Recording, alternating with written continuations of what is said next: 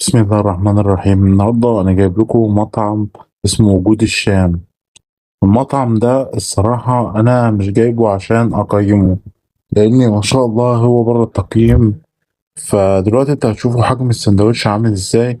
ما شاء الله، أساسا الكمية نفسها مطروسة. والسندوتش ده سعره 40 جنيه. أنا جايبه إضافة جبنة، بس لو أنت مش عايزه إضافة جبنة هو بيبقى سعره 40 جنيه. فهدوق كده أقول لكم رأيي.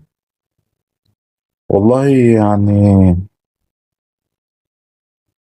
والله هو طعمه جميل جدا وزي ما قلت لكم هو طعمه تحفة جدا. فهو بره التقييم جدا يعني. فزي ما قلت لكم هو بيحدد حسب الكمية.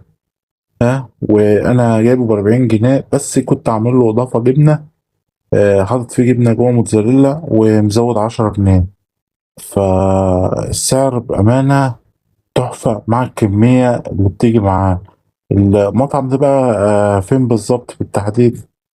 المطعم ده داخل جامعة المنصورة.